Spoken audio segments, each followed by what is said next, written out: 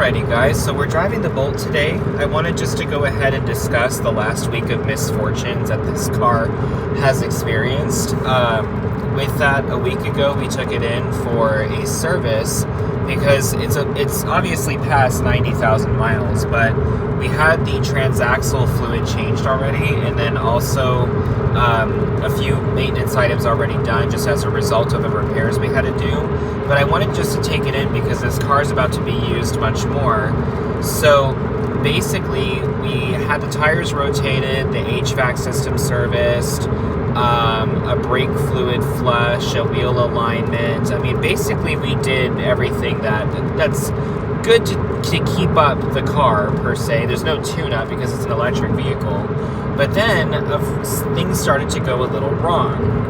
So upon swapping the tires out, of course, or swapping the wheels around or rotating them, one of the batteries in the tire pressure monitoring system sensors goes out. And unfortunately, I think it's complete BS, but it's true. I just think it's BS that they built it this way, was that the tire pressure monitoring sensors, the batteries are not serviceable.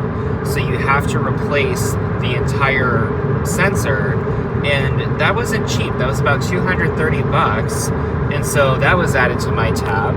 And then afterwards, the cabin air filter was changed, and this is where things started to go a little wrong. So, of course, after it was done, I go to pick up the car, and as I start the car and the AC turns on, actually the fan turns on, I basically feel like there is a motorcycle underneath my car.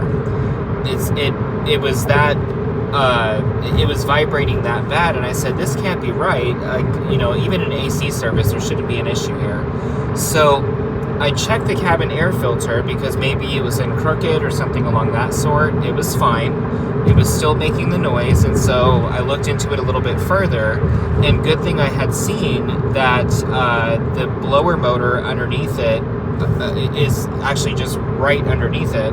And so when I was looking at basically the geography or the geometry of it, actually I would say geography or map of the entire system down there, I went ahead and I'm sorry, I'm really tired, so if I sound a little bit slower, forgive me. So basically what I did is I decided to take out the blower motor and see if there was debris that fell from the old cabin air filter. And lo and behold, as soon as I took it out and inverted the motor, it literally, 2 rocks fell out of it. Now, it also looked like there was some crumbs in there too. So, for one, that made me really upset, because my thing is that when you pay a repair, you don't pay them to break something else. And so luckily I caught it, because had I gone back, and I had an inkling that if I had gone back to that dealership, and I told them that I'm getting this nasty vibration that sounds like there's a motorcycle underneath the car, they were going to tell me that the blower motor was going bad and would have had me change it, which in this instance I had an instinct that that was not the case. So as soon as the rocks fell out, I put it back in. I maybe spent an hour and a half, and of course with brakes, because I had to basically hang myself upside down in the seat to get to the cabin, to get to the blower motor. So of course I was upside down for a good portion of it, and that is not good for your neck or back by any means, and I'm actually still pretty sore. But yeah, so it took me about an hour and a half to do it, just because I had to take a few breaks to make sure the blood distributed appropriately. But yeah, it's all done, and the blower motor works fine now. As you can hear, it's quiet. So I guess as you can't hear, because if you heard it, there would be a problem. But yeah, I really have a feeling that honestly that was pretty deliberate, because there's cabin air filters are not hard to change, and the fact that it was this complicated because debris fell down, that's just to me a little bit suspicious. So my husband and I talked about it. We're probably not going to get a GM again, although I do like the Ultium platforms and the fact that they charge faster, have better range, and Chevy really does a good job with their EV lineup.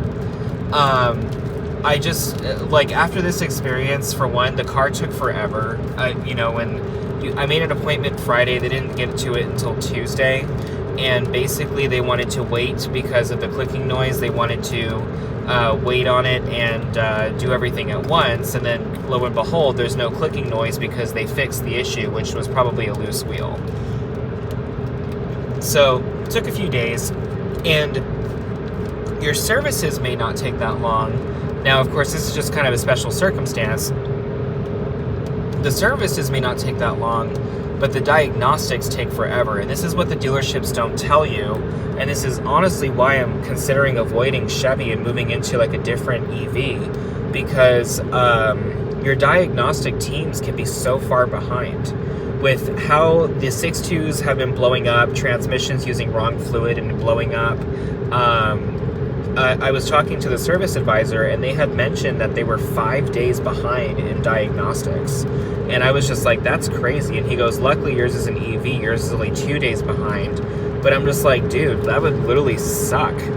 So, can't say I was really happy when I heard that. But, yeah, at some point, when we get rid of this car, I don't know if GM is going to be in the future of the fleet that is us.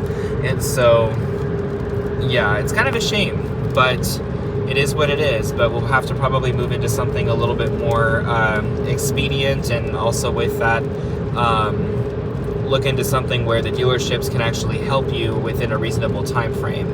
Granted, had I not done the diagnostic, the vehicle probably would have been done the next day, so I'll give credit to that.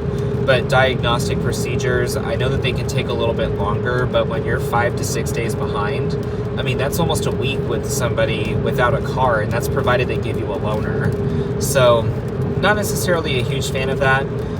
Otherwise, though, it's been fine after the tire rotation and everything, and the temperature or the pressure sensor was replaced. Everything's been fine with the car. It drives nicely. I really don't have any complaints. One of the other reasons, though, we were considering trading it in is that we do have the older seat style, so basically it's not as comfortable. And when you're driving this, and I had to do this today for a doctor's appointment, I was in the car for a little over an hour straight, and I was starting to feel a little bit uncomfortable in the seat. So, I mean, it's one of those where, like, you can get by and kind of suck it up, but at some point, like, maybe a better seat would be ideal just for those longer drives, and because you're stuck in traffic and stuff like that, last thing you want is to be uncomfortable in the car. So that's basically it, though. Otherwise, I mean, like I said, the vehicle's fine now.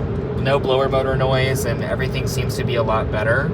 But yeah, I was like $1,000+ later, and I still had to go in and do my own work because someone didn't do it right. So I was not happy, but it is what it is. I don't want to say anything because then I took apart the car and voided warranty items. Not like they're going to know who this is, so it's not really a big deal. But yeah, I was pretty upset. So anyways, folks, I will talk to you guys soon. Thanks for watching, and feel free to comment if you have any questions or concerns. Bye.